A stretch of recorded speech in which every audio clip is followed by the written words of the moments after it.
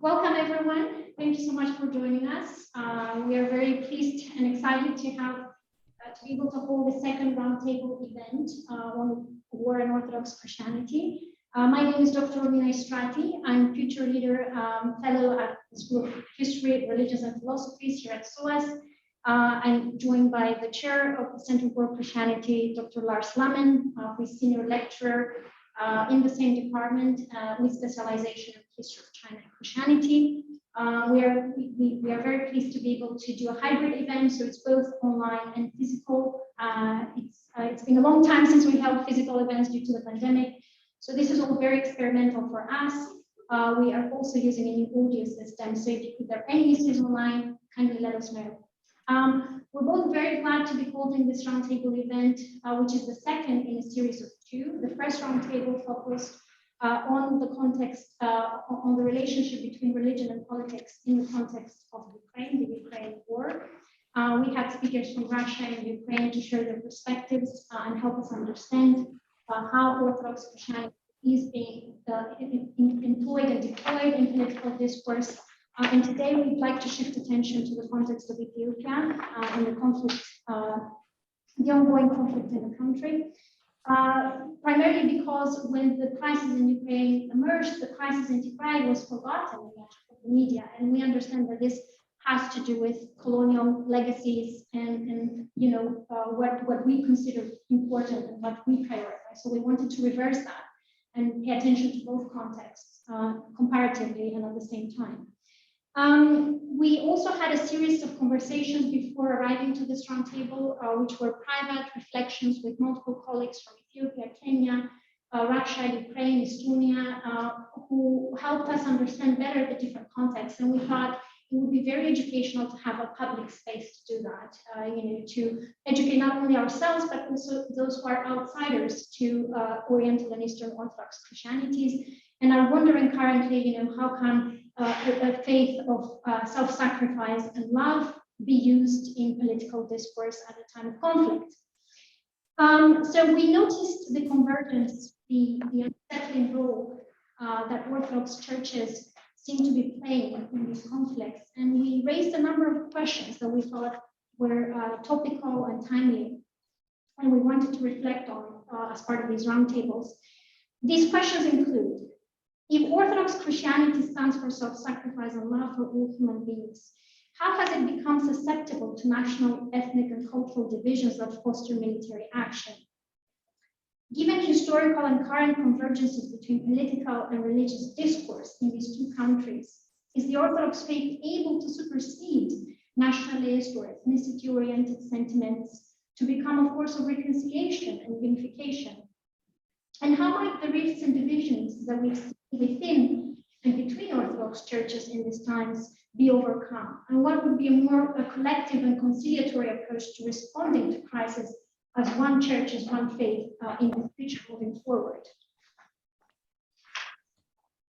We thought it appropriate to have this reflective discussion, as I said, not only to deliberate on what the faith teaches actually about conflict, war, violence, and the use of violence, but also, as I said, to create a counter discourse, to nuance the conversation vis-a-vis the more sensationalist media representations that are often misguided. More importantly, informed, if I may say, by decolonial reflexivity, we wanted to have scholars, theologians, laity, clergy from Ethiopia and Ukraine share their perspectives, their lived experiences, and really be led by their own discourses and experiences, as opposed to theorizing as outsiders from a distance. And we thought that creating this platform, perhaps is much needed in this time. We tried to recruit speakers from these countries in both roundtables. We have been challenged, as one might understand, it's a sensitive topic and difficult times. But we hope that today we have brought together a diversity of perspectives, people who have direct experience in Ethiopia, who are based in Ethiopia, or come from Ethiopia, who can enrich this conversation. For the first hour, we'll have a series of presentations, 3 presentations, and then the second hour, we'll have a roundtable discussion that will be open to everyone, and invited discussants will respond to the presentations, and the audience can add to those conversations. Finally, before I pass the word to the speakers who are much more informed and specialized than I am, I just wanted to say a few words about the Ethiopian Orthodox tradition and its historical development as a way of framing the presentations and the discussions of the day. This is evidently very rough, limited by my outsider positionality, and of course I stand to be corrected by our Ethiopian speakers who come after me. I should say that I have been doing work in relation to Ethiopia since 2012. My PhD dissertation was an ethnographic study of domestic violence in the Tigray region prior to the war, which I completed in 2017. And since then, I have been working very closely with the Ethiopian Orthodox Church via organizations that are affiliated with the church to respond to domestic violence and gender issues in the country. So this has granted me a bit of perspective, and that work has happened in Ankara, so different regions. It has given me a bit of perspective to see the dynamics and the tensions within the church in these conflict times. For those less familiar with Ethiopian Christianity, we might contextualize the discussion by noting that much of Ethiopia's historiography, written history, has been intertwined with the history of the Ethiopian Orthodox Church and tradition, which has ancient roots. One local narrative holds that Christianity was introduced in 34 AD when the evangelist Philip met the Ethiopian eunuch along his way and baptized him, who brought the message to his own people, and was embraced as official religion by the Kingdom of Aksum in the 4th century as a result of the work of Saint Prometius or Criminatus, who eventually became Ethiopia's first patriarch. Christianity is said to have been consolidated in the 5th century with the advent of 9 Syrian monks, patriotic and who probably sought refuge in Ethiopia after the Council of Chalcedon, which divided the Orthodox world regarding the nature of Christ. In theological terms, the EOTC, the Ethiopian Orthodox Tewahedo Church, Tewahedo stands for unity, united, in response to Christological divisions in the country, has been premised on a theology of healing, as highlighted in many clergy's reference to Jesus Christ, the Son of God, as Redeemer, and the faith as remedy or medicine, Medhanit. We say Medhanalem, the Savior of the world. The EOTC accepts the Orthodox worldview that God created the world all very good and humanity in his likeness. Following the incarnation, those baptized in the name of Christ are called to establish communion with God, participating in the sacraments, and by following the church commandments in all realms of life. These prescriptions have been summarized by different theological authors in Ethiopia as follows: loving one's Lord and keeping all his commandments, loving one's neighbor, loving one's Christian brothers and sisters, loving one's enemies, and doing one's duties to all men and women, whether ill-disposed or friendly. To quote from Wonder Martininu and Mutobu, the Ethiopian. When believers follow these commandments, participate in the sacraments, and do deeds of God, the blessing of God is with them. In Ethiopia, as in all traditionally Orthodox societies, however, we need to remember sociocultural, economic, and political realities mediated both the ways in which theology was communicated by church hierarchies and clergy, and the extent to which the faithful could embody and live the Orthodox worldview in everyday life. As it happened in the Christianized Roman polity, the king or the emperor was the head of the church and protector of the faith, and hence theological disputes were often settled by emperors with weaker or stronger political interests. Political and historical events such as destructions and invasions occurred in the 10th and 11th and 16th centuries, or the repression of religious belief during the Derg regime, all influenced the development of the church and also limited the ways in which the faithful could embody and express the faith in their everyday life. On the other hand, the church also played an important role in the development of the country, as Dr. Jörg Harsten brought to my attention, such as by contributing to reconstruction efforts after the Zemene Mesafint era or the era of the princes in mid-18th to mid-19th century. What one must understand about most religious societies in the world organized around a major faith tradition is that vernacular practice and what the faithful might identify with their faith is oftentimes framed in cultural terms. So the faith and the culture oftentimes are intertwined in people's experience. These terms may or may not be informed by a deep theological understanding of the faith, but they are inherited through habitual understanding, through generation to generation, and is deeply valued, and it's integral to people's identity. So the faith will inevitably inform how they process events, including this political conflict. Since the outbreak of the conflict, we have seen a plurality of ways in which the Ethiopian Orthodox faith and tradition has been used in public discourse within Ethiopia, whether by those who are in favor or against the military mobilization. Some have invoked religious discourse to present military action as patriotic. Others have been conflicted about what position to take, and the Patriarch has openly spoken against it. These different positions suggest a divergence of opinions about the meaning of the faith, perhaps, or how the church would respond in times of division. They also remind us that no religious tradition is immune to ethnic or political divisions. It is then appropriate to ask, what are the teachings of the Ethiopian Orthodox Church in relation to conflict and military action? And how have these teachings been articulated in previous and current times? Is the response of the Church a continuation or a deviation of previous practice? How are laity and clergy processing the political realities around them? And to what extent do they process it through an understanding of their faith and practiced orthodoxy? Oftentimes, within Orthodox lived experience, the faithful are more likely to be influenced or guided by spiritual elders, saints' words or prophecies around world-changing events, and their own spiritual fathers and mothers, the Nefs Abatoch. The opinions and positions of these diverse actors have not been captured properly in current discourses, but they might help us to understand better sentiments in the community and how the faithful respond currently. So these are some of the questions that we have wanted the presenters to respond to, perhaps, but of course, the session is not limited to these questions. And with those questions, I'll pass the word to our speakers and start the presentations. Our first speaker, I'll make a step back, is Dr. Jörg Hausting. I hope I pronounced that well, who is lecturer in World Christianities at Cambridge University and a fellow at Selwyn College and director of studies at Selwyn College, Cambridge. Dr. Hausting joined the faculty in 2019 after teaching religions in Africa at the School of Oriental and African Studies and religious studies and intercultural theology at the University of Heidelberg.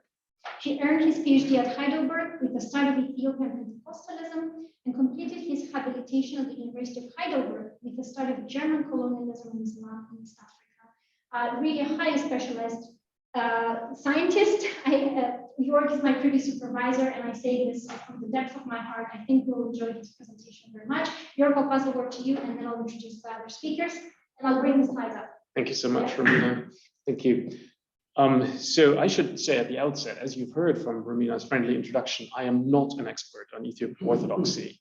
So we've agreed that I will do maybe something of a warm-up act to the actual conversation. So this is the pre-show, as it were, trying to set the context of religion and politics in Ethiopia contemporarily. My work has been mainly on Ethiopian Pentecostalism, Protestantism more widely to some extent.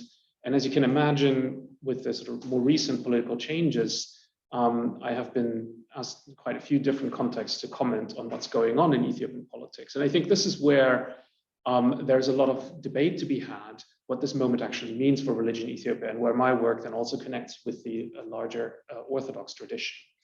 But all the comments that I'm going to offer here come from the position of a long-standing Ferengi observer of Ethiopia, and I want to bring them with that humility and willingness to learn from those in the audience. This is coming from somebody who's trying to understand Ethiopia as best as he can from his own engagement in the field and writing, in order to make sure that the conversation we're having about Ethiopia outside of Ethiopia among journalists and policymakers is a lot more nuanced than what we're seeing right now. So that's where this is coming from.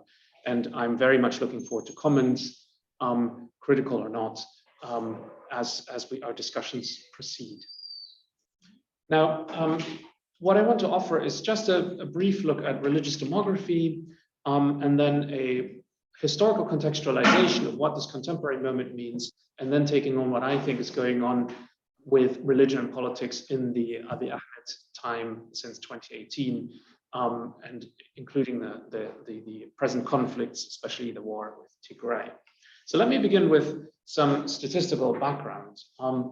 So here is a slide that I use quite a lot, and you may have seen in a couple of journalistic outlets as well, on the development of religious demography in Ethiopia. Now, there's one obvious problem that we haven't had a census since 2007, so that we need to rely on less reliable, but still statistically tested, quantitatively tested statistics from the Ethiopian Demographic and Health Survey. So I've mixed those two together, and what you can see immediately is that the Ethiopian Demographic and Health Survey in the past has been a better predictor of Protestant growth than it has been of Islam and Orthodox Christianity, because those are those bumps in there that then get corrected by the census. And now we have to see if this indeed is the case when we get the next census, but I don't think that's on the cards anytime soon, unfortunately. What you, of course, see immediately is this growth of Protestant Christianity in Ethiopia, also often known by the term Pente, which comes from the term Pentecostal or Pentecostal, and that's used to be actually a derogatory term applied to Protestant Christians who, to some extent, didn't even know what Pentecostalism is. Nowadays, it's become a way of referring to oneself by most Protestant Christians, and it reflects the fact that Pentecostalism has driven, Pentecostal and charismatic forms have driven a good amount of the Protestant growth in Ethiopia, and it's very hard to distinguish between Pentecostal, impossible to distinguish between Pentecostal and non-Pentecostal churches in Ethiopia. That doesn't mean they're all Pentecostals and Protestants, but the discourse about Holy Spirit baptism, speaking in tongues, healing, those kinds of things runs through all the Protestant churches. Now, as you can also see on this slide, and there's more to say about this, by the way, Protestant growth. There's also population growth that feeds into this, and so on and so forth. And I'm happy to talk about this at length. I'm also happy to talk about why some people think these statistics are unreliable and why I think they are. But that's maybe for a discussion if anybody wants to pick that up. Not quite yet.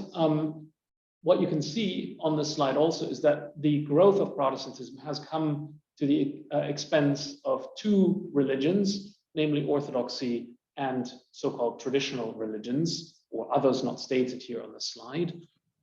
So let me really briefly talk about Islam, because that's less affected by this religious change, stable, probably underestimated, certainly by the Ethiopian Demographic Health Survey, but possibly also by the census, simply due to the fact that Islam has very large rural areas in Ethiopia.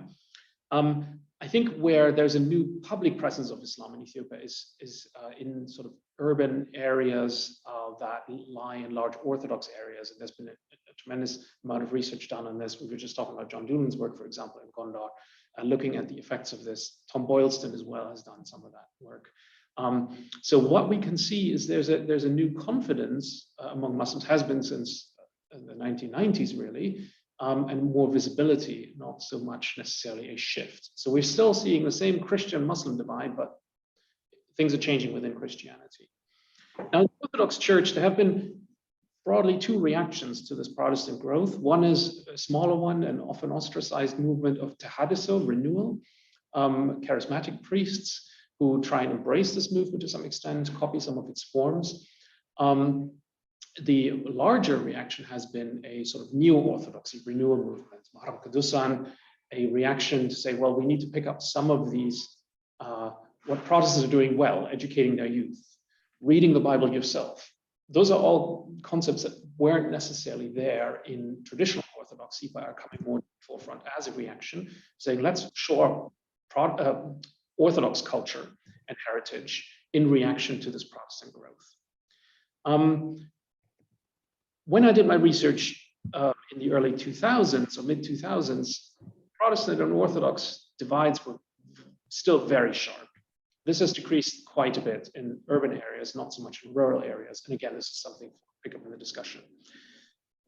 Lastly, on this slide, the case of traditional religion is really interesting because what censuses measure is self-affiliation. They don't actually measure what people do. So traditional spirit beliefs are as fervent, as present as ever, but they can get accommodated and encompassed in other religions. Pentecostalism, and this has been demonstrated in many different regions across Africa and across the world, tends to incorporate traditional religious beliefs with a twist. Traditional spirit beliefs are affirmed, but are also exercised as Christian demons. So there's a sort of a double play going on here of accommodation and modernization. The other place where traditional religion does continue to play a big role is also in ethnic religion. Roma religion in particular is important here. And I would refer you to the work of Serawit Bekele on Irecha, who has shown that people going to the Irecha festival, they may actually call themselves Orthodox or Protestant or Muslim, but they come there and celebrate Oromo traditional religion as a way of nationality. And that takes us to the most important complexity that's often not understood. And that's the many ways in which ethnicity and religion intertwine in Ethiopia and what this means. And so you can, as an Oromo, you can plug in Oromo traditional religion, and this can be a national cause, but whether you see that as a religious or political cause is completely different. And there are some people who will say, yes, we've become Protestant because that was our politics, but we are Oromo by religion, and others will say the opposite. So these are very complicated things, disentangled and often not well understood. And that takes me to the statistical map. This is an overlay map from the Ethiopian Statistical Atlas, where I've kind of combined the majority. So you can see the more orange an area is, the larger the statistical weight of orthodoxy is, the greener, the more Muslims there are, and the more purple, the more Protestant there are. Those are the ones I overlaid here.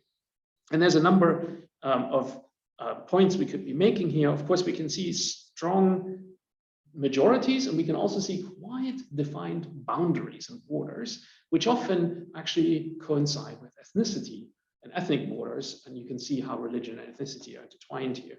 But before we talk about some of those details, let's do a meta take. You can really see how orthodoxy is the old center of empire. So the old highlands, old Ethiopia is still predominantly Orthodox. And it's also very clear if you're living in one of those areas of those dark majorities, you find it very hard to believe these census statistics that there could be that many Muslims, that many Protestants in other parts of the country, and vice versa if you live elsewhere.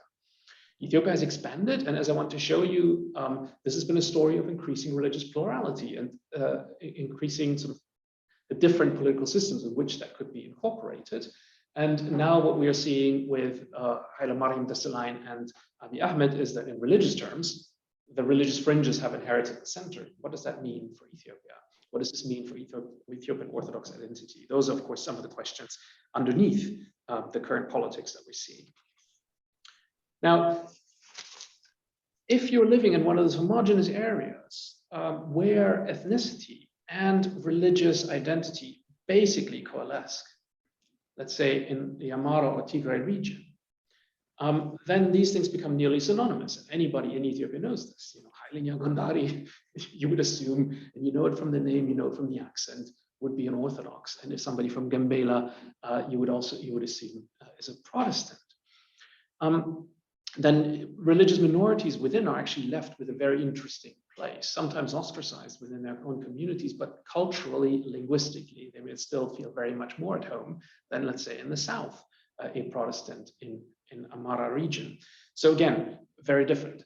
When we come to the Oromo ethnic group, we have, of course, the opposite. We have religious diversity within one ethnic group.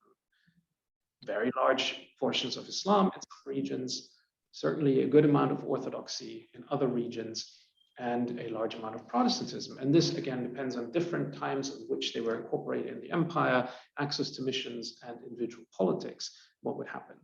Now, that makes Oromo religious politics completely different from Amhara religious politics. And of course, this also plays into contemporary concepts. And the question is, if there ever was such a thing as Oromo independence, what would that then mean in the aftermath of that, given that actually beyond the national politics, there's relatively little in religious terms that holds Oromia together.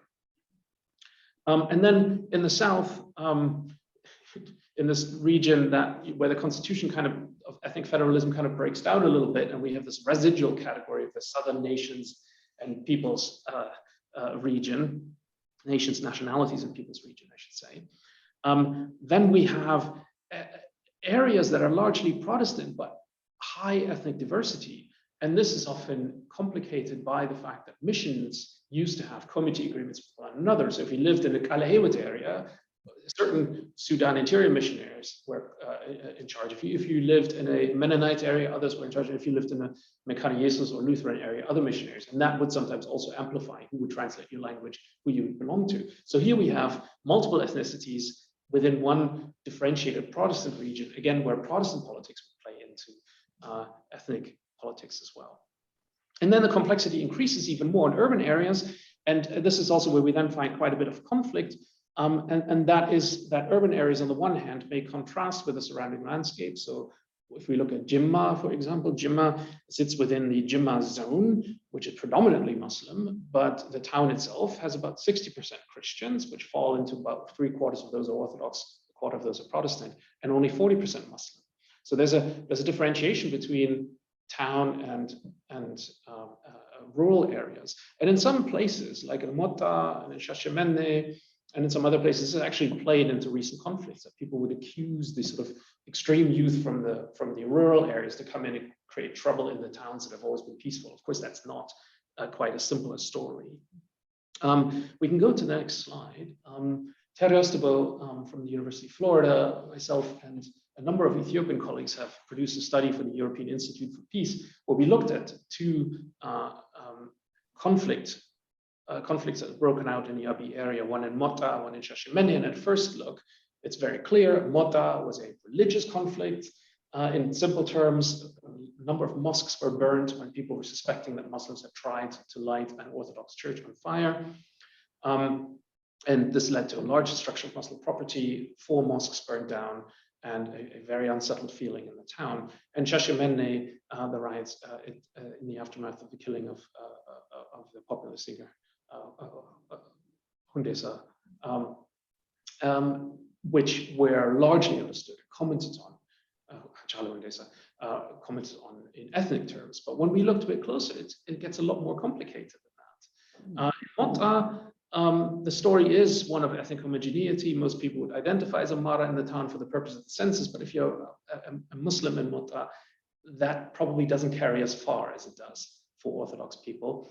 And what really happened there is that accusations of extremism and fears of extremism, looking at other riots in the country, have led to this climate of emulsion, of fearing one another, and a deeper drawing of boundaries, communal boundaries. And those were bound up with business interests, were bound up with very clear political attempts to control both the Muslim community and the Orthodox community. So things were a lot more complicated than the idea that simply Muslims and Christians couldn't stand one another, and therefore they entered into this conflict.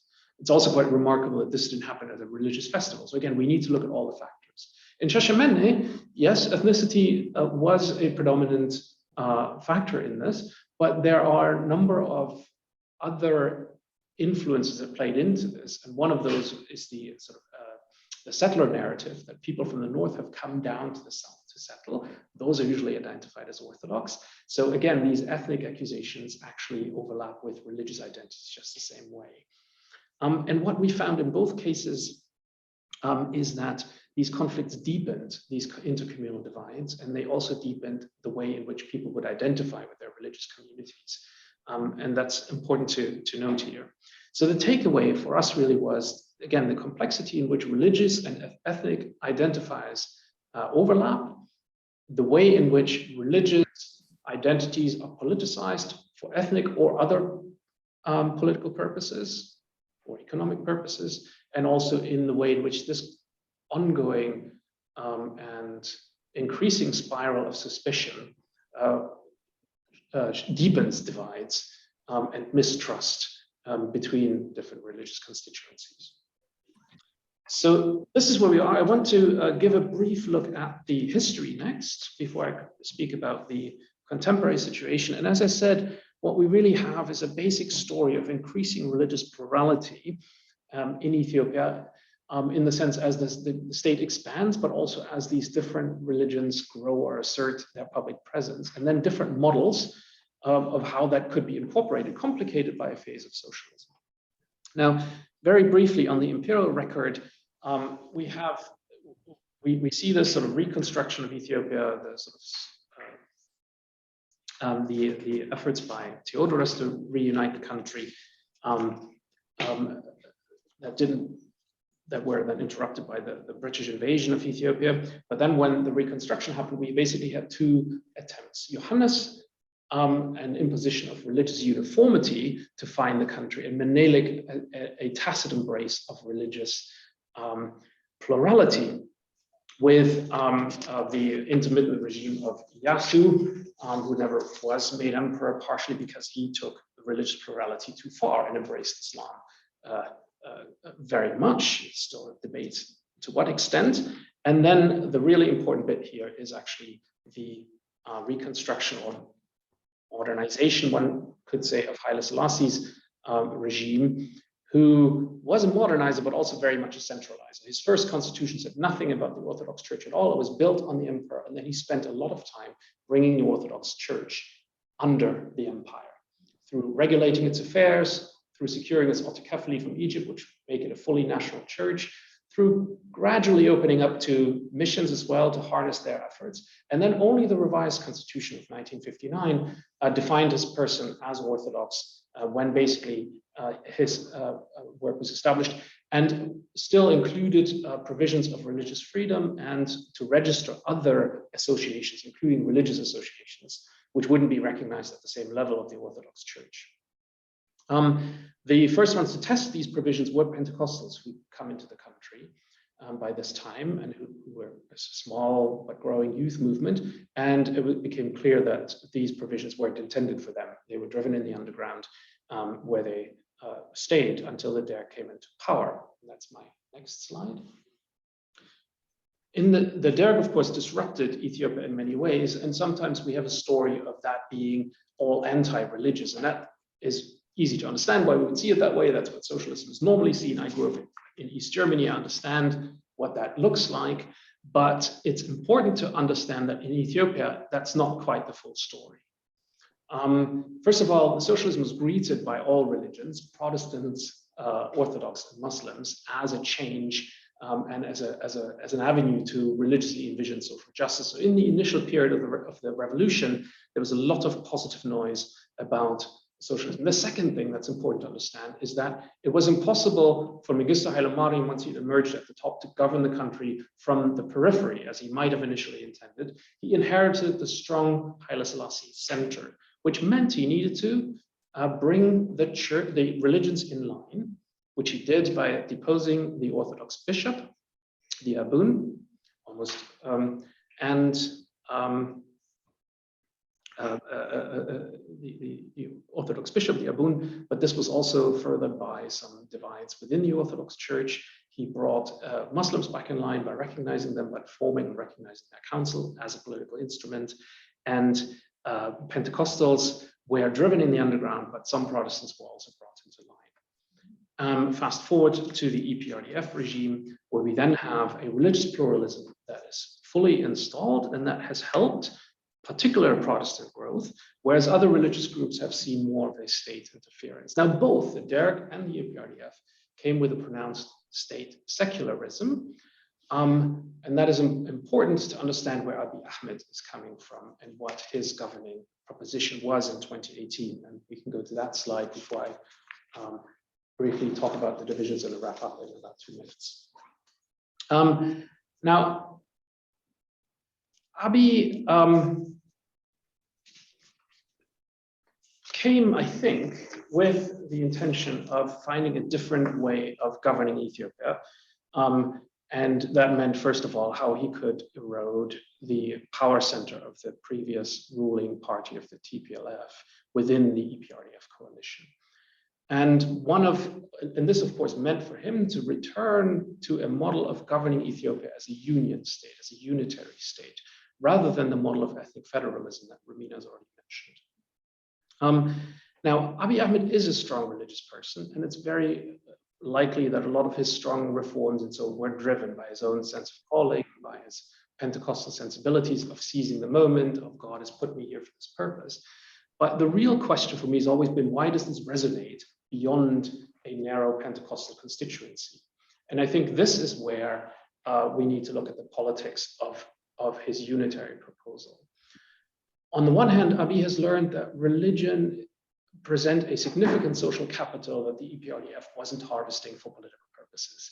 And this is why his ascent was built on bringing religious unity, talking about religious unity, which is why he mentioned religion very prominently in his Nobel Peace Prize speech, and why he kind of built his whole reform persona on this mantle of a religiously inspired prophet almost. And that was what drove the sort of enthusiastic reception he had in his first months in office.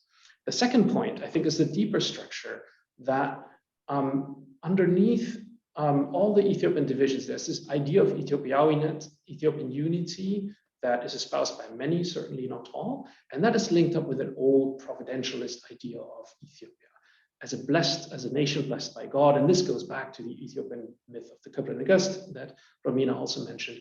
And this idea that if we as a nation do right and do the right things under God, we will be blessed and we will succeed. So this has led to an interesting Protestant Orthodox alliance in political terms between all those that want to govern Ethiopia from the center and from this unitary idea. Now, before I wrap up, there are a lot of problems to briefly mention, and that is on my last slide. Next one, please.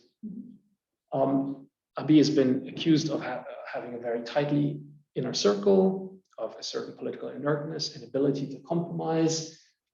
We've seen the outbreak of strong intercommunal violence, such as the ones I've mentioned earlier, where you can see that the sermonizing rhetoric of unity, hope, and love only carries so far, but if the state falls apart, it rings increasingly hollow. And that is certainly what his critics will say. Abiy has fractured his Oromo coalition quite early on, which made him reliant on other powers who wanted to govern Ethiopia from the center. And again, that plays into the contemporary regional dynamics of the war as well. Perhaps the greatest failure then has been to reconcile the internal tensions within Ethiopia and prevent the eruption of this armed conflict, of this war that we're seeing right now. So we're seeing a symbol politics versus an actual collapse of the state. The counterpitch, just as one example, is a quote from Getachew Reda, who's known, of course, as the spokesperson of the TDF, or the TPLF, I should say, back in Parliament when this was still all happening as a political discussion, when he critiqued Abiy for mentioning the Bible so many times. He said, well, Syria is mentioned more often in the Bible, and it's certainly not doing better than Ethiopia. And then he closed by saying, I'm a very clear-headed realist.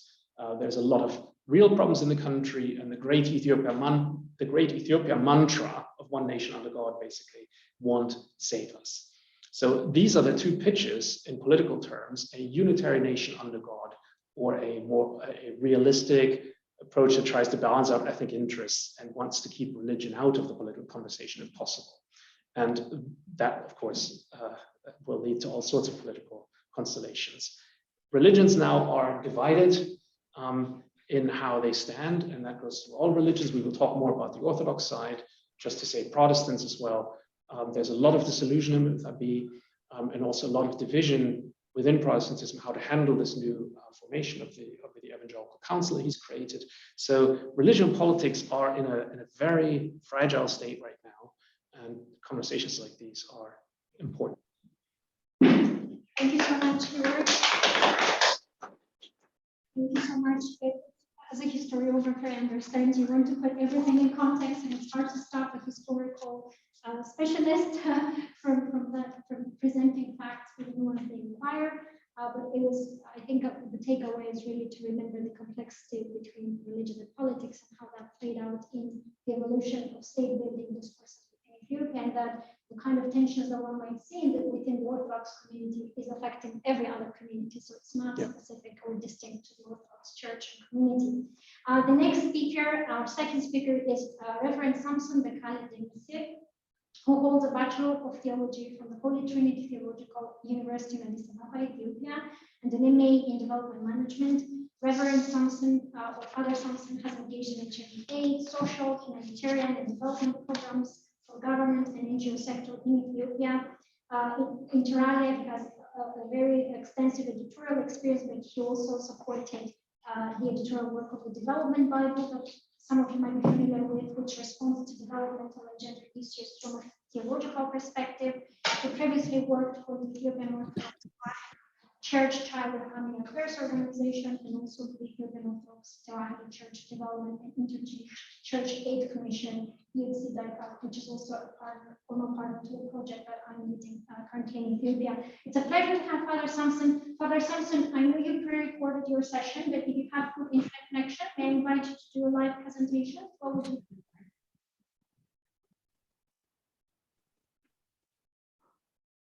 You'd have to unmute yourself, Father Samson.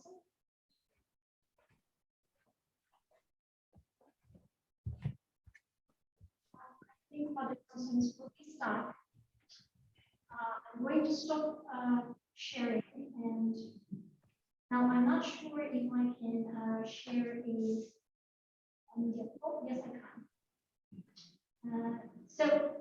My feeling is that Father Samson is stuck because of the internet connection. So I'm going to play the pre-recorded presentation that you kindly sent yesterday. So thank you so much, Father Samson. I hope you can return by the end to do Q&A.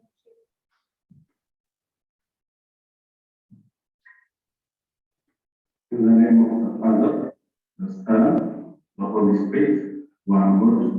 Amen.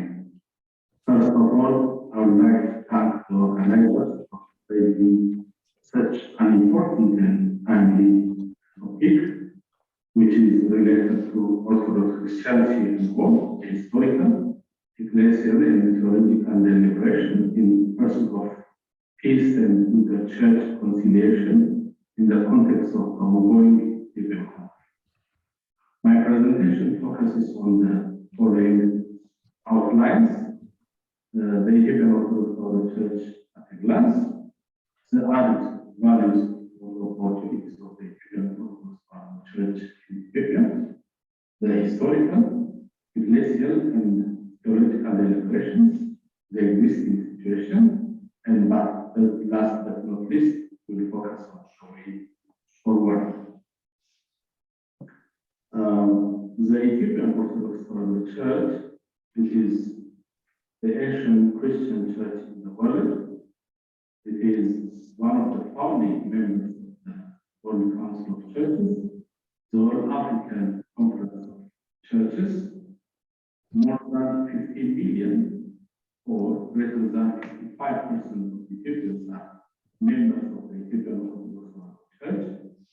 The Ethiopian Orthodox Church serves the spiritual needs of the nation. The Ethiopian Orthodox Church is actively involved in addressing economic and psychosocial needs of the community. The Holy Synod, headed by His Holiness the Patriarch, is the governing body of the Church. 76 archbishops currently exist in the Ethiopian Orthodox Church structure. The Ethiopian Orthodox Church, as a whole, has more than 65,000 parish churches and monasteries. The church has 53 dioceses all over the world. And the Ethiopian Orthodox Church has more than 500,000 priests. Out of them, 150,000 priests have daily interactions with the ladies. It's 21,000 traditional church schools. The church runs 1 university, 3 theological colleges. By the way, they are on the way of just going to or changing to theological colleges, and 42 clergy training centers. The church counts a Sunday school enrollment of 12 million, who's raised up to 25 years of age. The Religious Women Group Association members, which are literally called Suamara, exist in almost all of the parish churches. It is estimated that there are about 8 Suamaras in one parish church, and totally 10 million religious women group association members exist all over Ethiopia. The church infrastructure groups in society that surpasses both of the government. The priests still highly integrated with the community. They are living in the community, being part of the community. They are more moral integrity and acceptability over the native gives a position of significant influence on society. The highly listened, respected, and accepted by the community. The church has now two TV channels. These are the added values the church can use to influence on conflict resolution. Throughout the historical deliberations, despite the Ethiopian Orthodox Church has through innumerable ups and downs during the last 2 millennia, it is always against hostilities among Ethiopians. The Ethiopian Orthodox Church has been separated, and kings were anointed by the Ethiopian Church since 1934. This phenomenon was advantageous for the church to play a prominent role in conflict resolution and peace building. Mainly during the regime of King Haile Selassie I in 1965, the church was able to organize the first ever international conference of the heads of the 5 historic Oriental Orthodox churches in the South. After 1974, we can say that the church has lost its influential position to protect the citizens from any harm, mainly related to war and hostilities. Even she brutally lost her second patriarch, His Holiness Abuna Ethiopia. When we go to ecclesial deliberations, in all of the Ethiopian Orthodox Church services, war with human beings, one another, has respect. In peace and reconciliation are well sermonized. To illustrate some examples, in his canon book, St. Dialect plots the importance of peace as plea for peace of the country. In the Ethiopian Orthodox Church liturgy, as a daily church service, peace and reconciliation is repeatedly spoken more than 40 times. In the beginning of the liturgy, the main priest mentions about peace as how awesome will this day and how marvelous these are, wherein the Holy Spirit will descend from heaven and overshadow.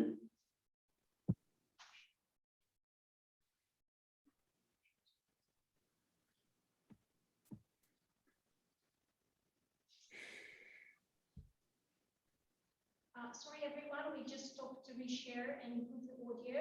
Apologies. Shadow the hollow and hallow this sacrifice. In quietness and in fear, we stand up and pray that the peace of God be with me and with you all. In every bit of the liturgy, the priests proclaim, peace be unto you all, to the laity. Unfortunately, at the moment, those ecclesial deliberations are not on the ground because of lack of confident, committed church leadership. Or in all, we can say that godly thinking is fading away.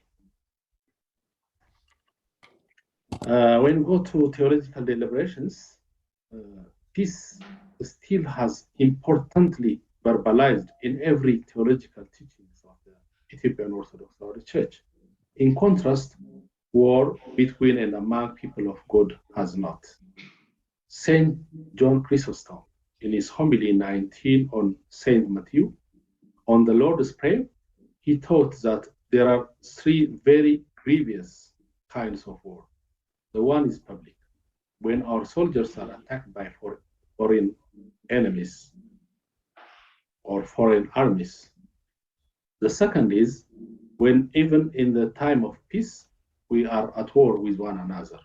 And the third is when the individual is at war with himself, which is the worst of all.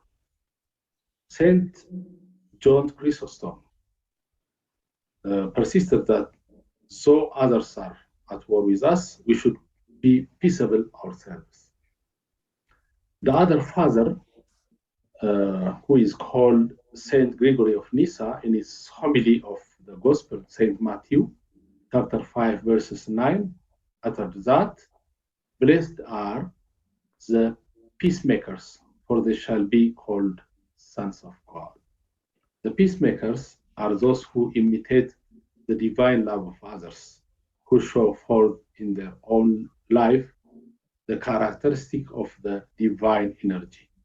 Besides, in his commentary teaching of Galatians chapter 5, verses 22, the fruits of the Spirit by charity, joy, peace, benignity, magnanimity, all the good things enumerated by the Apostle St. Paul. When we see the existing situation, at the moment, the war in Ethiopia has resumed, and Ethiopia is facing a great feud where the church leaders are required to halt this gloomy situation. We didn't witness sustained efforts to break off the ongoing war in Ethiopia by the church leaders. Of course, we observe series of decisions by the Holy Synod with regard to the war. However, it is believed that the decision should go up to rebuking the leaders, like that of St. John the Baptist, as written in the Gospel of St. Luke, chapter 3, verses 19, as John rebuked Herod the Tetrarch because of his marriage to Herodias.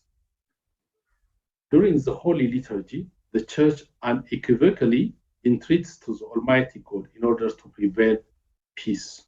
O Lord, give peace to Ethiopia and truthfulness to the children of the Church. Put the enemies of the Church under her foot. Keep the people and the belief of our country, Ethiopia. This shows that promulgation of unofficial and continuous supplication is highly required until peace prevails in Ethiopia. When we go to way forward, willingness, commitment to peace and motivation of the Ethiopian Orthodox Church are very critical for resolving the ongoing war and building peace. In many cases, still our patriarch and archbishops, as well as other religious leaders, are greatly respected, have great legitimacy and credibility than other political actors, and thus they should be ready to play a prominent role in building peace.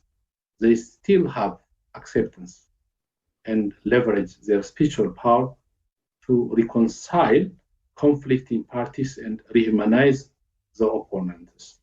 As a result, they can mobilize and motivate their constituency to change their behavior and attitudes much more effectively than secular organizations. Because of gross violations of human rights and excessive violence, communities involved in conflict are usually traumatized and may have deep injuries, painful memories of conflict, loss of loved ones, and injuries suffered causes deep emotional and psychological stress may occur. Healing these injuries and trauma becomes a major component of peace-building efforts. Especially for reconciliation at grassroots level, religion can provide emotional, psychological, and spiritual resources for healing trauma and injuries. Our fathers, in this case, are usually important source of healing. Because religion is deeply rooted in our society and religious institutions are widely present, locally available priests also serve as entry points to reach out the laity. The priests usually have a broad community base and can devote the necessary time to mediation and reconciliation or peace education as part of service to God. The priests also have access to community members at parish churches and traditional schools. This allows the priests to reach out to a larger number of individuals than secular groups and increase their effectiveness. With their moral authority, knowledge of sacred texts, and by providing successful examples, priests can contextualize religious texts and address the constituency. In this case, training of trainers on peace building and reconciliation may be provided for selected priests based on training guidebooks and can be cascaded to other priests. It's also quite important to involve religious women group association members in building peace and prevailing reconciliation among women and cascade accordingly. Our fathers, mainly His Holiness the Patriarch and the Archbishops, could reach out to government authorities and contribute to policy changes at higher levels and convincing the government to include peace building in school curriculum. His Holiness and other religious leaders under interreligious council may also play a key role to mediate between conflicting parties.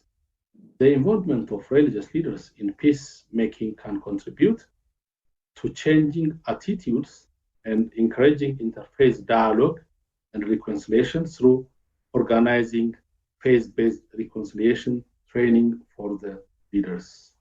This is my presentation. Thank you for listening.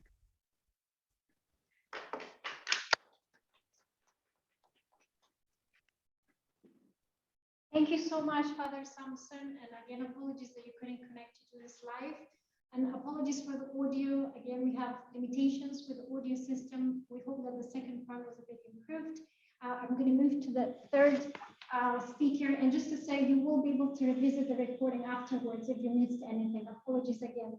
Last but not least, definitely, our third speaker is Father Joseph Jacob, who is the principal of St. Thomas Orthodox Theological Seminary in India.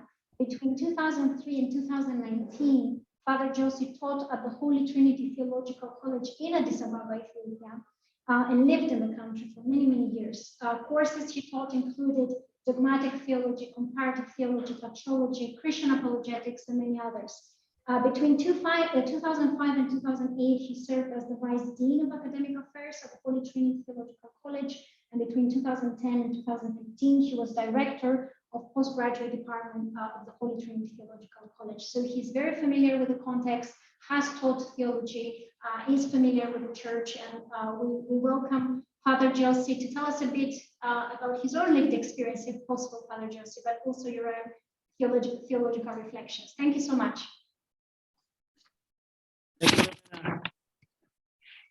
Thank you for extending me this chance, and I don't think that I have to limit speaking something about my experience in Ethiopia during the 16 years of stay, 16 years of my stay there. Am I audible? We can hear you, yes, Father Joseph. Okay, thank you. So I think it is better I speak something about my observations regarding the nature of relationship between the church and state in Ethiopia. When we say the Orthodox Church, we have a general understanding about the nature of the church, the Orthodox churches. But while coming to the specific case of the Ethiopian Orthodox Church has its own peculiar characteristic in regard to its organization. I think the first speaker has already explained certain aspects of it using the slides, and then explaining the historical divisions are mentioned. Before Haile Selassie, mostly the Orthodox Church was one, but without having a specific hierarchical structure of temporal administration. Ethiopian Orthodox Church was united in faith and in many of the practices and the major practices, but they were mostly depending on monasteries and monastic traditions for keeping the spirituality, the content of faith, and the ethos of the whole community. And then it was Emperor Haile Selassie who came into power in Ethiopia in 1930, who tried to organize church as a single administrative unit with a centralized hierarchical administration with a patriarch and an episcopal synodal system and all. And then it was with very clear intention. It is very clear from the history that it was with very clear intention to control the whole of the church. And it would have been easy for him to control the whole of the Ethiopian society with political motives through using church as an organ. It could have been easier. And I'm not entering into such a criticism. But it was Emperor Haile Selassie who tried to unify the church into a single organizational, hierarchically controlled structure. And there he always highlighted this nationalism as a basic principle. And then nationalism, and the church also held that policy. And of course, it's a general traditional policy of almost all Orthodox churches to be nationalistic. And I don't know how far we can say that this is something which we can strongly argue based on the Orthodox theology, more than the theological positions, dogmatic positions, doctrinal positions, and all the other related ways of expressing theology in the Orthodox churches. Orthodox churches generally held the tradition and the practice of keeping its national identities. Ethiopian church is not an exemption for it. And the Emperor Haile Selassie wanted to make it a national church with all its qualities of being a national church, and he wanted to make it like the other Orthodox churches. He wanted to bring the whole of the system down to a centralized administrative hierarchy, mostly synodal-based systems and all. He literally tried to bring Orthodox Christianity of Ethiopia into a system exactly similar to the other Orthodox systems in the Orthodox countries and in the Orthodox world, the Orthodox churches. Then actually after Emperor Haile Selassie, and in 1974, he was deposed by the Derg regime, the communist dictatorship under Mengistu Haile Mariam. Then what he tried to do was that he tried to suppress the church, and then he realized that he cannot completely break the church totally down. He cannot, because one of the major problems he tried to he committed in controlling, in attempt to control the church, was that he tried to introduce a methodology of controlling the church, which was mostly used and became successful in certain of the countries under Soviet Union, and including in Russia. But the Ethiopian Orthodox Church was not totally organized into a single monolithic entity, or into an organizational entity under the authority of one patriarch and a synod headed by the patriarch. It was still having the monasteries and monastic system as powerhouses for the church from within itself. Then practically what I have observed was that 1974 onwards, when the communist regime tried to control the church, and their control was so peripheral, and the church went down back to a kind of hibernation. And then actually the church was brought in, I would say that the control of the church was brought somehow by Emperor Haile Selassie and the first two patriarchs to Addis Ababa. And then from Addis Ababa, the whole system went back to the former conditions. That's what I think. And I'm not claiming that I'm an expert, but it went back to the original powerhouses, the monasteries, and mostly in rural areas, and then it went entered into a kind of hibernation. What happened simultaneously was when Emperor Haile Selassie tried to introduce modernization in Ethiopia, or to introduce cultural modernity in Ethiopia, he tried to equip the church to address the issues related to modernity and to handle things in accordance with these perspectives of modernity and then the so-called Enlightenment approaches and all. But when this Derg regime, the communist regime, came into power in 1974, they tried to suppress the church, and they tried to secularize the whole of the system, and they just wanted to propagate communist ideals and to condition the whole of the mindset, the whole society, the societal mindset of Ethiopia into a kind of communist perspective. And then the church tried to withdraw, and then when the church tried to withdraw, the church didn't have any interaction with the modernizing Ethiopia properly. The church leaders who were appointed during that time or who came up during that time were mostly controlled by the Darg regime, the communist dictatorship regime, the military regime which ruled Ethiopia from 1974 to 1991. In 1991, there was a change in the government and the EPRDF. The government came up with a different policy, and even though they were holding this nationalism in regard to the whole structure of the civil administrative system, they have introduced ethnic regionalism, and they just try to divide. Ethnic states were established. Ethnic federalism, that is what they tried to introduce. Ethnic federalism, that's what they called it actually. In this system of ethnic federalism, what Emperor Haile Selassie wanted to bring as nationalism has been totally collapsed, or they didn't promote that nationalism actually. They didn't want to promote that nationalism. What happened in the church of Ethiopia when this ethnic federalism became a prevalent policy, became a serious policy of the government in 1991 onwards, 1991 to 2018.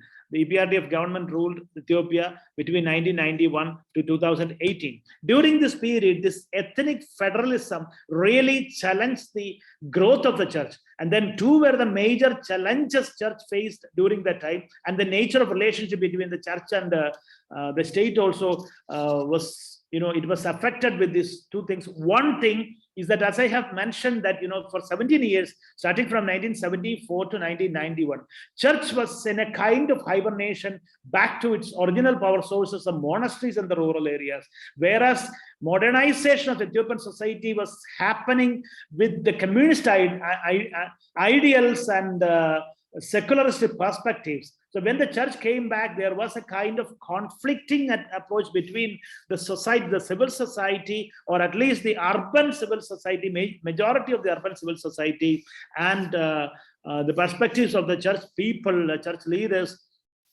and so on. And then what happened was that church became reduced to the level of an agency staff, establishing or something which is just limited to the identity consciousness of the people.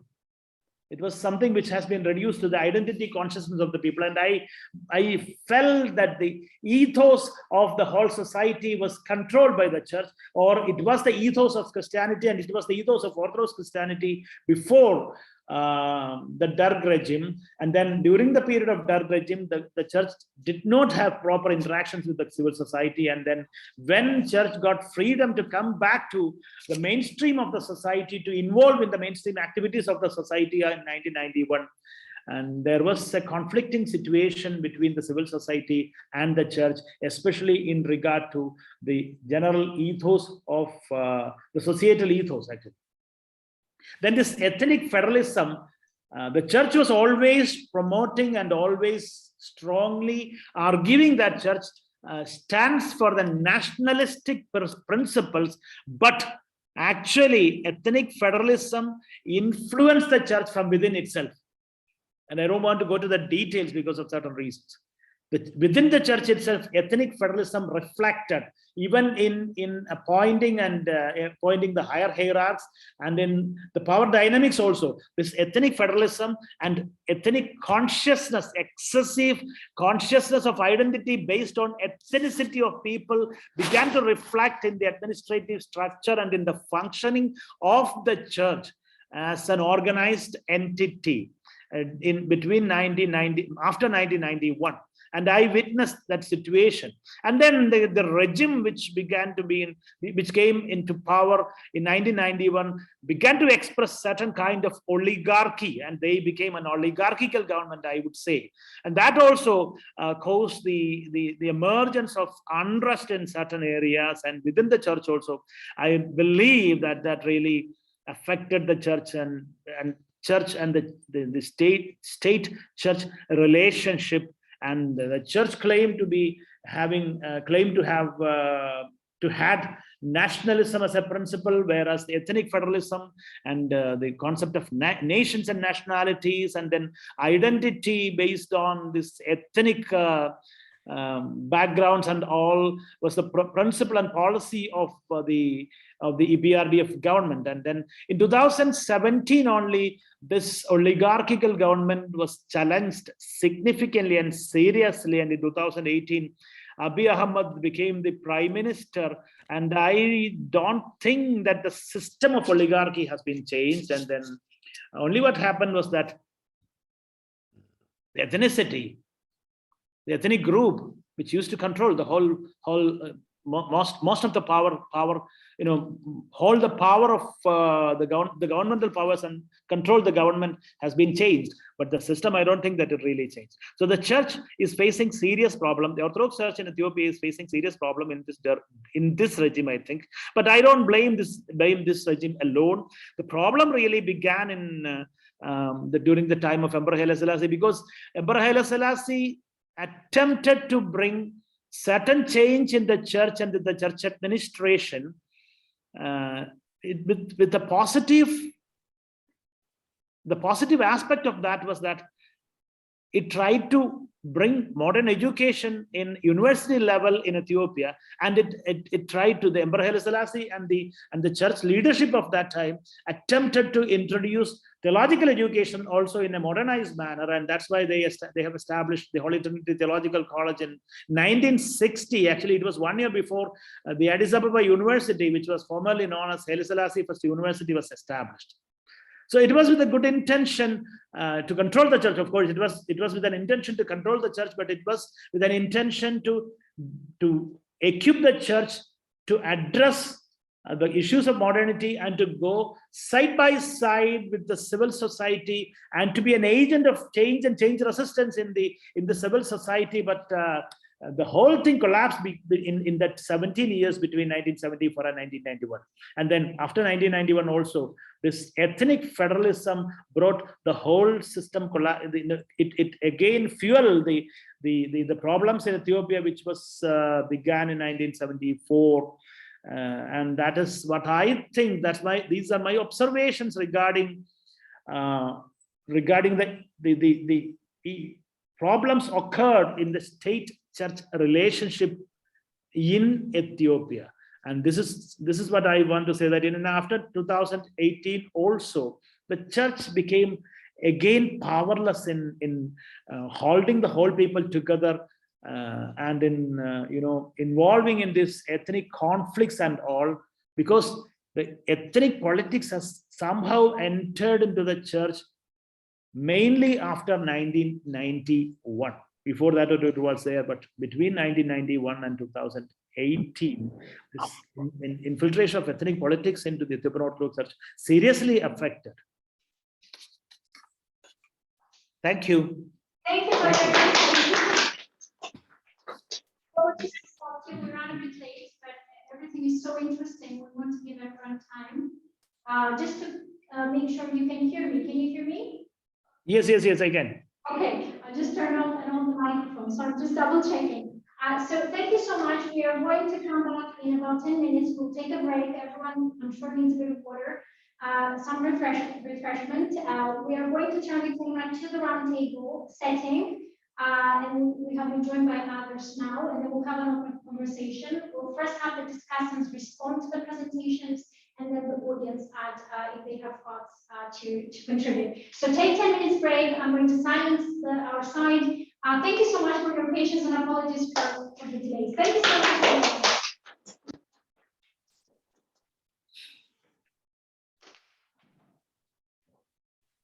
So I think this is a good view, right, for you online. Anyone can speak and let me know. we can. And I'm waiting. Hello everyone. Yes, we are restarting. Just to set, a bit to the back, a little to the back. Yeah. Just to confirm that you can hear us well. Someone confirm. Joe probably do. But anyone else, can you hear us well and clearly? Yes, I can. You're honorarium for the service. Okay, we are now going to turn to the round table, and I wanted to introduce my colleague and chair of the Center for Christianity, who is today's organizer, Dr. Lars Lemon, who is going to chair the round table. So I'll take a break and enjoy the discussion. Lars, the floor is yours. The actual organizer is Romina, because he got all the speakers together. But it's my exceptional pleasure to be able to welcome you all at the center, but also visitors from other organizations who've written in. This is the second time that we're looking at the role of Christianity, religion, and especially the Orthodox churches in the in zones of conflict. The first one was the conflict between Ukraine and Russia. This one is can be described as a civil war, but let's call it just tensions within the regional tensions and the questions. Sorry, the speakers who have already in a very erudite way expressed the complexity of the situation. They have connected the historical reasons for these conflicts with the situation that the population faces, identifying as various religious groups, communities, but then also within the communities, identifying along different lines. And this is very much which I hope the second round of this, the second half of this roundtable will bring to the fore. And I would like to welcome all the participants and would like to revert the oh yes, okay, so this is the we also it's also my pleasure to introduce the discussants, namely Dr. Cressida Marcus, who's an anthropologist, and I'm not sure how the camera works, but yes, is that captured? Yeah. Yes, okay. Anthropologist by training, researcher at the Institute of Social and Cultural Anthropology at the University of Oxford. She's a specialist on the Ethiopian EOTC and has conducted years of research in the city of Gondar since 1998. Then we have, that's on the screen, Dr. Alexandra Selassie Antonin, Director of Education for the Vermont Folklife Center, and also an anthropologist and an ethnographer with research experience in Destiny, Ethiopia. And we have John Billings, who I communicate every now and then, visiting professor and a founding director of the Institute for Orthodox Christian Studies, Cambridge, and author of Ethiopian Orthodox Church, A History. And finally, Christina Shayu, independent writer, specialist of the Oriental churches, including the Ethiopian Church, their history, theology, life, and spirituality. And Lars Abate, who's a member of the clergy. Father Abate, do you want to introduce yourself? Well, yeah, I'm really very sorry. I should have sent you my profile yesterday, but I was in preparation to travel back to London.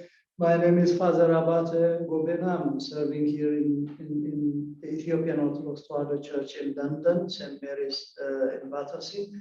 Currently, I'm doing my doctoral thesis in monasticism and environment, and I'm teaching in Stockholm School of Theology, St. Ignatius College.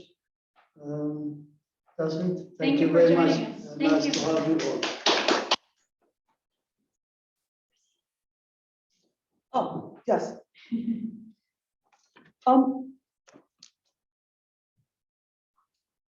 Good afternoon. I felt with these two presentations that they offered something very different from one another. You had a secular view of the role of religion, and you had, of course, the spiritual view of the social reach of the church. In both of these presentations, they were focused on regional conflict, ethnic conflict, but no mention was really made of the worst conflict that's just resumed in Tigray, which I would like to say is so deeply shocking because it is a case of co-religionists, and I'd struggle to understand the brutality between these deeply religious people against one another on hallowed ground. I know that there have been incidents in history of brutalities against monks and against priests. But I do think that compared at least to in our lifetimes, the system of warfare that took place during the last massive conflict along in the same terrain, where you had guerrilla warfare and a massive conventional army. But even though then there was some persecution and the Derg would extract members of parishes for brutal questioning, there was a sense of the inviolability of the institution itself. And I think in research terms, we could say there's, in a sense, what we do know and what we don't know about what's going on in this terrible conflict, where not only is it lives that are being lost, but it's also a wrestle for land itself, and that land is Christian land. Whether it's along the border between northern Gondar and western Tigray, or whether it's in the Wolkite area, these are areas that are deeply historically and spiritually infused with faith. And so I struggle to comprehend. And I don't feel that I've been given so far any new information, or indeed an understanding of what the church must be going through at the moment. And the people that know more about the suffering at hand are actually out of communication with us.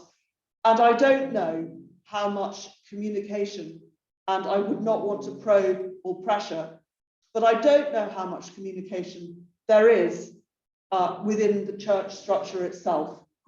But what I do know is that people are praying and fasting for peace, and we can only hope that things are going to get better. I would like to say that the question of the relationship between denominationalism and also politics is something that is pressing, but that I feel that the national church itself is not a political institution. And so I feel that there is an open space for spirituality and practice that will save people from the worst of hate. Thank you. Thank you very much. Alexandra, would you like to add to the discussion? Sure. Can you hear me all right before I start going off? Sure. Great. Okay, I'm gonna refer to some of my notes here. I want to first thank the conveners for this invitation to participate in this discussion, an opportunity to learn from each other, really, and also this tone of deliberation. I think that's something that I was struck with, and that makes this a different kind of gathering of people. It's a sort of a collective investment in an issue that is really, really urgent, really dire, and so to avoid even orienting to it as an academic topic, as a sort of inquiry exercise. So I have to say, I really meditated on that for a long time, because of all those important points. I prepared some reflections on what we're talking about here as unity and how to relate to each other, sort of as God's families. I'm borrowing here from a common speech, Yexabia Beta Sinan, and or at least how I see it, those realities play out. And again, just to echo what Cressida just shared, there's a lot that I can't comment from, just because it's not just because of my proximity being in the States, just because it's not in view. It's not something that I possibly could speak from. So my observations here, I'm sharing here, are really as a member of the Ethiopian diaspora, and also really about this inter-Orthodox friction. I think that's been the most compounding thing as I orient this, and finding a way to calibrate to a sort of an Orthodox ethos, as we've discussed, or an Orthodox consciousness. That's sort of really been my central focus as an Orthodox Christian as well during this whole conflict. And I have to say, I want to stick to this word of reflection. It avoids any assumptions that I can make any recommendations or proposals. I oriented this discussion really as an anthropologist who began studies in Ethiopia about, I guess, 12 years ago now, and as a person who identifies as Orthodox Christian, as an Orthodox Christian diasporan, so living and participating in liturgical life myself in the United States for the most part for the past couple of years, 6 years or so.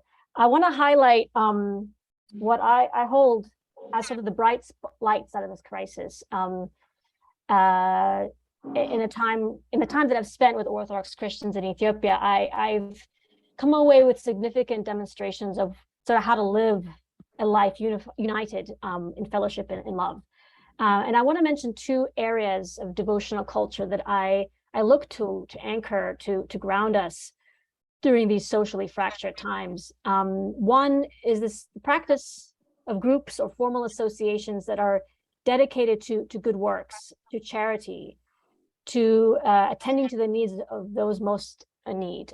So sisterhoods, brotherhoods, elders, youth groups, some form of cooperative practice of putting into practice, being influenced by what is offered during the time and space of a church service. So to be a Mahabarabi Lij, a member of really a team modeling Christian life, is, in my view, a way to practice being a citizen of humanity. And the role of the pilgrim, is another area of Orthodox Christian world that serves as a guidepost for locating a consciousness of unity, where this bonding, where the bonding for this unity is actively happening. Lots of my studies involved following lay people on pilgrimage, as spiritual journeys, as it's referred to in Amharic. These places are apart from ordinary lives. They require significant commitment to undertake. They're special. They're special places, Christian lands.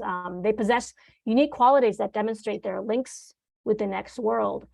At the beginning of this crisis, I frankly was really shocked when churches and monasteries became part of the battlefield. And I'm shocked. But perhaps this is a response to these places and their material importance as part of local and national heritage. But it's as important to remember that a pilgrimage requires becoming a pilgrim, of letting go of your world in all senses, of letting go of any ideas of possessing or ownership, of depending on kindness and generosity of strangers and fellow travelers to become family, if only in this unique moment.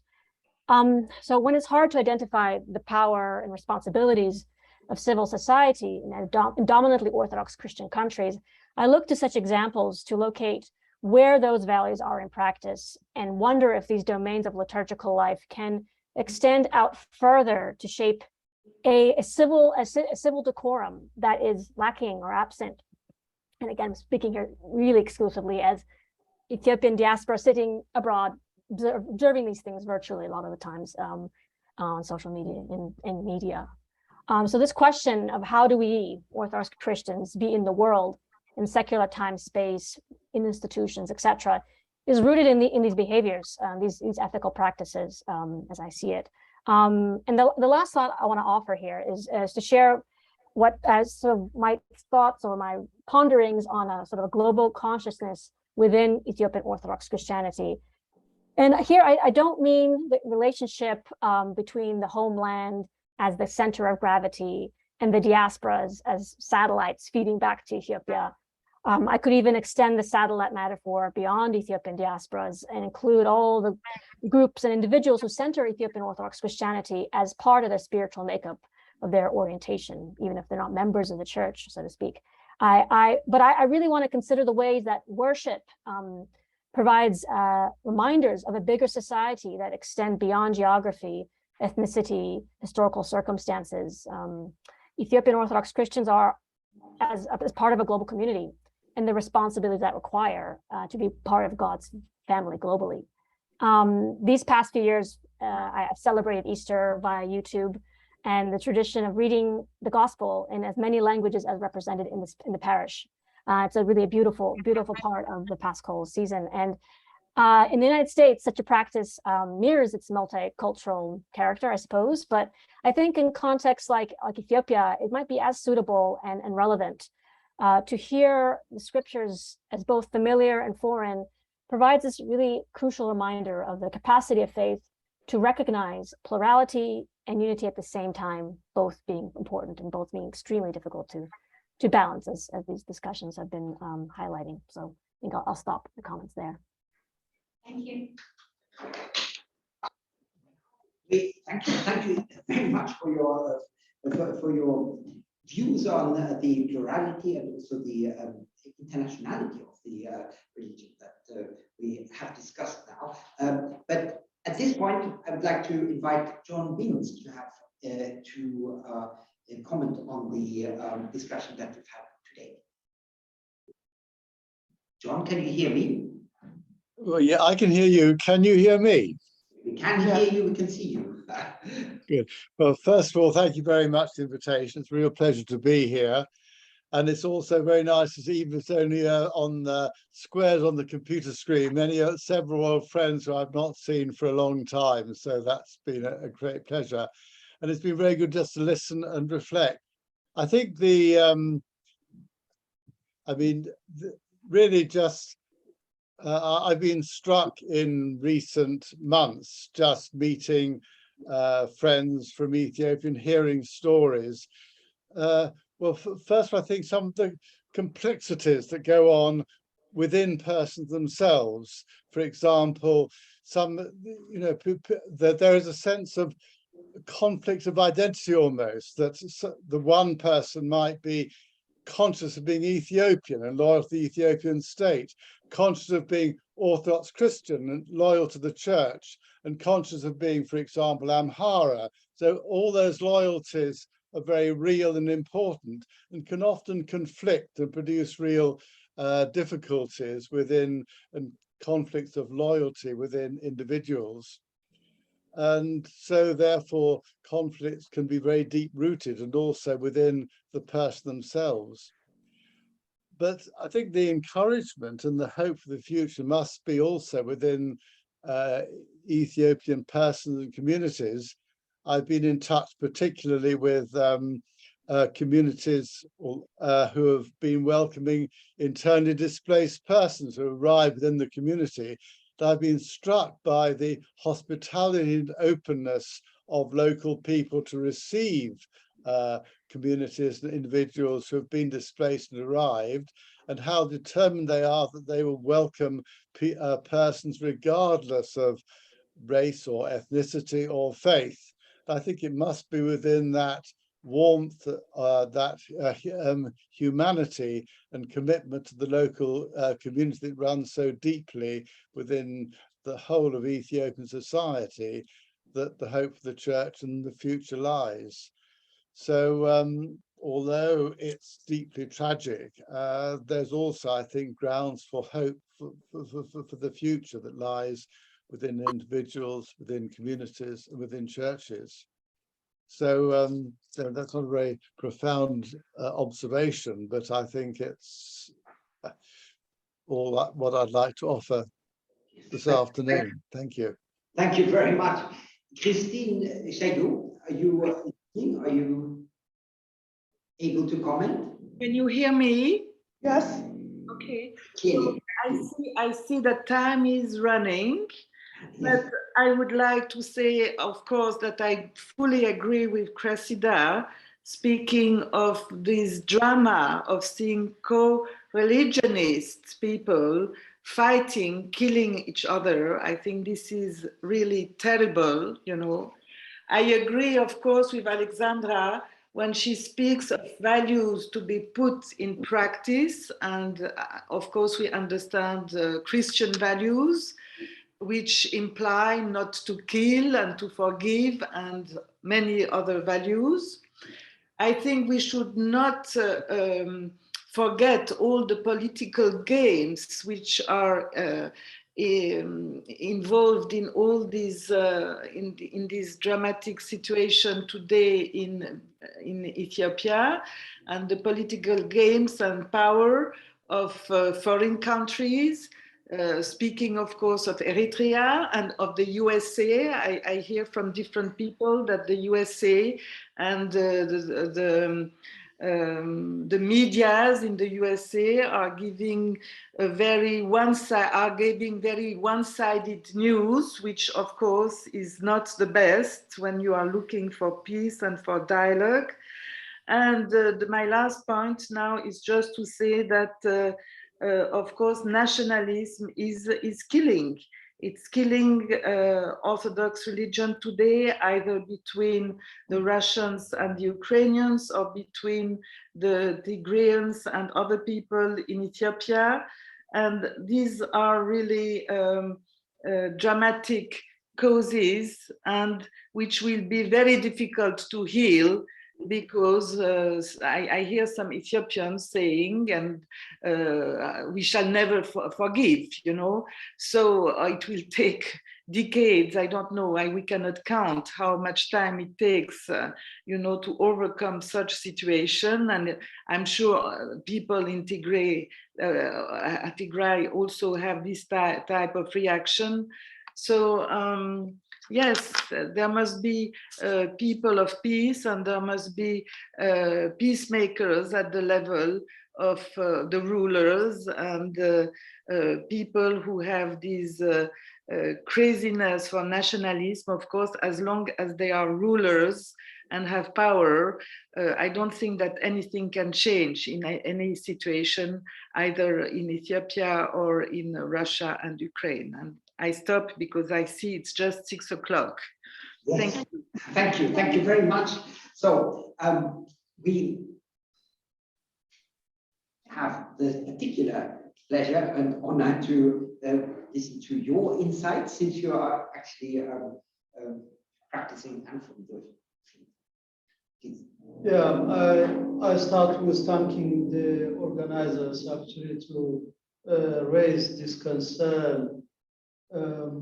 to such a stage, and I also thank you reminders and who invited me and make the contact between the organizers and myself. Yes, the church has been passed through very difficult situation, actually. That is the root of the problem, in my opinion, because for 1,600 years it was under the See of Alexandria, and it has not, as some of the speakers said, there was not that much centralized and organized administration in the church, and the monasteries were. ደህና ሰነበታችሁ? እንዴት ናቸው? አለ እግዚአብሔር ይመስገን። ሰላም ናቸው? አዎ እንግዲህ የሆነው ስለሆነ ምን ማድረግ ይቻላል? Fathers, ያው የሆነ ስለሆነ ምን ማድረግ ይቻላል? አለሁ ደህና ነኝ እግዚአብሔር ይመስገን። I think he just didn't realize. Yeah, he didn't. Apologies. yeah. Go ahead, go ahead. Yeah, so after such a century or a millennia and a half years in decentralization, and the monasteries were the think tanks and the administrative role models for the churches in their locals. For that matter, the local churches were directly governed by very high parishes and monasteries. So without having its own identical, unified, structural episcopacy, then the modern education and the modernity has been introduced actually. Without restructure itself from that plurality into unity or a unified administration, the monarchy has introduced the modern education, and the modern education went against the church, normally, going against the church, totally. And the Derg, as some speakers said, was waging war directly. And then the next regime also was not that much explicitly enemy, but internally try to degrade the credibility, acceptability of the church. And then that is also coming in the same manner with a different face nowadays as well. So the church is in a very difficult situation because time to time is facing different ways of wages without any preparation. And you can see how the church is in difficult situation in this conflict because both of them are her children. Most majority of the people involving in this conflict are its children. Then if it was in the previous time, it was so easy for the church fathers to act. Actually, one speaker said that the church fathers are expected to act more and more, but it's so difficult for them to act because the credibility is gone and the ethnicity has override religiosity.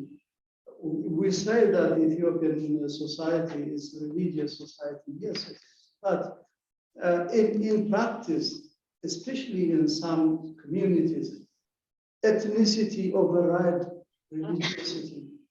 And because of that, the Orthodox followers themselves in some ethnic groups are looking the church as an invader or as an enemy or as an outsider. So the church is in a very difficult situation actually to act actively as a symbol of the church. His Holiness the Patriarch can be an example for my argument actually. He is the father of all, the symbol of the church, the symbol of the unity of the church, but there are some push factors and pull factors around him. He is struggling actually, but he's still doing well. And you know the rumors when he was going out to have some medications for some time, after times and times of patients struggling with his own agony of illnesses. So we can see from his personality that the church is in a very difficult situation. There are actors, actually, it's not external actors only. Due to the moral degradation and the attack, the political and social, cultural attacks waged against the church, and the credibility has been eroded time to time. That has contributed to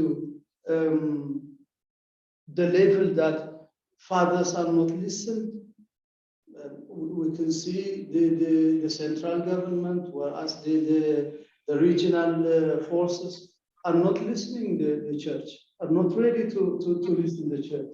They rather want the church to support their cause, They report when the church supports their cause, not when the church says what she has to say.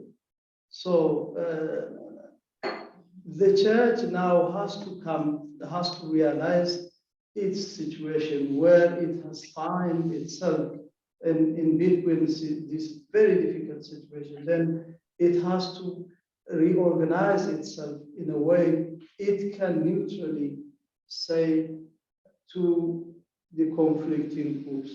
Actually, this is what I want to say. And anyone has to, I beg your sympathy to the church and consideration to the situation it is in. Thank you. Thank you very much. Yes. Just to say, if anyone else wants to add final thoughts or responses, we will wrap up. I can just bring up, kind of summarize in a few words. If anyone else feels like summarizing, I welcome anyone else to summarize. But if there's anyone else online who'd like to respond, in particular, perhaps Father Samson, who couldn't speak live. Father Samson, if you are there and would like to contribute before we wrap up, you're welcome to.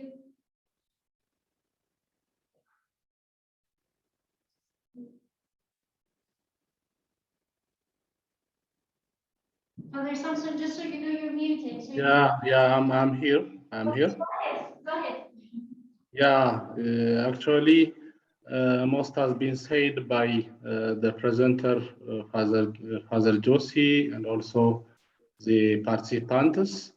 Actually, as you all say, Ethiopia's current situation is very difficult. We can say that we are in a crossroad. I think it is very painful to hear the blood feud in northern Ethiopia, mostly in Amhara, in Tigray, and also part of Afar.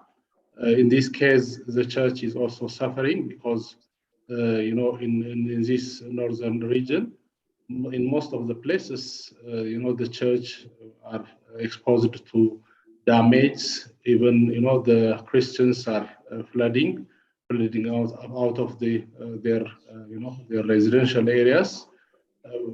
So I think it is very painful for us, to hear such news, because we are in Ethiopia, even if we are not nearby the conflict area, we still feel pain. And in this case, our religious fathers, mainly His Holiness the Patriarch and the Archbishops, are in the forefront to play a prominent role, to give solutions, maybe just to have their say for those leaders, mainly in the northern region, and also to the central government. It is very important for them to, to be the voice for the voiceless, who are now, who are now being killed, and also just persecuting. So I think this event is very important to loud the voices of those, people just living in that bad area, or in that conflict areas. So this is my last word: is that everybody should be hand in hand, so that the ongoing war is just being halted. Thank you so much. Thank you, Father Samson. I would promise just to say, to finish on a note, some summary thoughts. I think I'll go back to Father Samson's reference to Christ Johannes Afork, St. John Chrysostom, and his understanding of war, that there is war, external war from the enemy, whoever the enemy is. There is war between our own, and there is war within ourselves. And I think in this case, the war is multidimensional. Everyone is conflicted within themselves, but there's war, across communities. There's, conflict across communities, and then it has international implications as well. The other point that I'd like to extrapolate is the responsibility, perhaps, or revisiting our understanding of what we stand for as an institution, as a church, right? The Ethiopian Orthodox Church has had a very difficult historical trajectory of trying to become a centralized, coherent organization. It is a spiritual entity, but at the same time, it exists within the world, within the Alem. So as being within the Alem, as we say, within the world, it has to do with worldly temptations and realities and events, and it's not immune to politics, it's not immune to ethnic, and there's other cultural, religious, and there's other differences that we have as individuals. So perhaps what the takeaway message, going back to Alexandra's point, Priscilla's point, and various other points that were made, is that to revisit at different levels, at the church level, at the individual level, as members of the laity and members of the clergy, who we are and what we stand for as Orthodox believers, which was also the message that we took away from the previous roundtable on the conflict in Ukraine. What is our role as Orthodox practitioners, as scholars of Orthodoxy, as clergy within the church, and depending on our geography, our location, how can we contribute to those discourses, to create a different discourse, one that emphasizes humanity and that we are all one, the same human being with the same weaknesses, and we have to respect every life, and perhaps emphasizing, going back again to what faith stands for at its core. I'll end with this note, and thank you all so much, and apologies for running late, and thank you for coming, and our student ambassadors for the support, and I hope that this can continue in another format. So this will be made available online, and then we'll follow up by email on any outputs that emerge from this. Thank you so much. Thank you. So much. All the best. That's all everyone. So I will stop the recording. Yes. So